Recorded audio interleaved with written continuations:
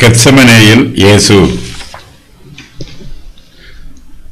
Gethsemane எண்ணப்பட்ட இடம்.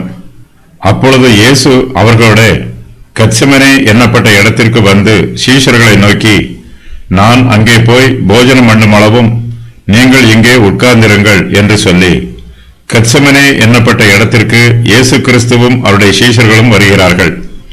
இந்த தோட்டத்தில் இயேசு கிறிஸ்து துக்கமடையவும் வியாகுலப்படவும் தொடங்குகிறார். கெத்செமனே என்னும் பெயருக்கு ஒலிவ ஆலை என்று பொருள். ஒலிவ பழங்களின் கொட்டைகளை பிழிந்து இங்கு ஒலிவ எண்ணெயை தயாரிப்பார்கள். இந்த ஒலிவ எண்ணெயை போல இயேசு கிறிஸ்து கெத்செமனே தோட்டத்தில் பிழியப்படுகிறார். நமக்காக அவர் வேதனை அடையவும் வியாகுலப்படவும் தொடங்குகிறார். ஒலிவ எண்ணெய் பிழியும் இயந்திரத்தில் இருந்து எண்ணெய் வழிந்து ஓடுவது போல் இயேசு கிறிஸ்துவிடம் இருந்து புதிய எண்ணெய் பிழியப்படுகிறது. அது அவரை விசுவாசிக்கிறவர்கள் எல்லோர் மீதும் வழிந்து ஓடுகிறது. கெத்செமனே தோட்டத்திற்கு தம்முடைய சீஷர்களில் யூதாஸ்காரியோத்தை தவிர மற்ற 11 சீஷர்களையும் அழைத்துச் செல்கிறார். யூதாஸ்காரியோத்து இந்த வேளையில் பிரதான ஆசாரியனிடம் இயேசு கிறிஸ்துவை காட்டிக் கொடுப்பதை பற்றி பேசிக் கொண்டிருக்கிறான். இந்த தோட்டத்தில் இயேசு ஜெபம் பண்ணும்போது தம்மோடு பேதுரு, யாக்கோபு, யோவான் ஆகிய 3 பேரை மாத்திரம் கூட்டிக் கொண்டு போகிறார்.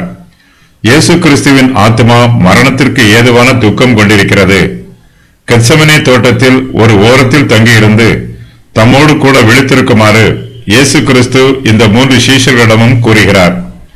தம்மோடு விழித்திருக்குமாறு தம்முடைய சீஷர்களில் 3 பேரை கூறிவிட்டு இயேசு சற்று அப்புறம் போய் முகங்குப்புற விழுந்து ஜெபிக்கிறார்.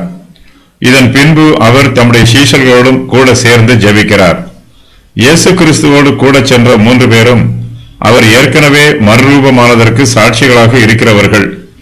இயேசு கிறிஸ்துவின் துக்கத்திற்கும் வியாகுலத்திற்கும் சாட்சியாக இருப்பதற்காக இயேசு 3 பேரையும் தம்மோடு மறுபடியும் அழைத்துச் செல்கிறார். இயேசு கிறிஸ்துவோடு பாடுகளை அனுபவிக்க ஆயத்தமாக இருக்கிறவர்கள் அவரோடு கூட மகிமையில் பங்கு பெறுவதற்கும் ஆயத்தமாக இருப்பார்கள்.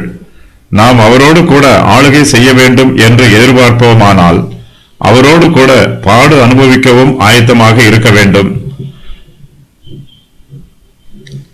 கெத்செமனே தோட்டம் எருசலேமில் இருந்து கீதரோன் பள்ளத்தாக்கின் அருகில் உள்ளது. பட்டணத்தின் மதில் சுவரிலிருந்து 200 கஜம் தூரத்தில் உள்ள தோட்டம். கெத்செமனே என்பதற்கு எண்ணெய் ஆலை என்று பொருள். இயேசு கிறிஸ்து எருசலேமில் இருக்கும்போது ஜெபம் பண்ணுவதற்காக அவர் அங்கு விரும்பி செல்வது வழக்கம். யோசேப்பு அல்லது நிக்கோதேமு அல்லது எருசலேமில் இயேசுவை பின்பற்றிய ஒருவருடைய தோட்டமாக இருக்கலாம்.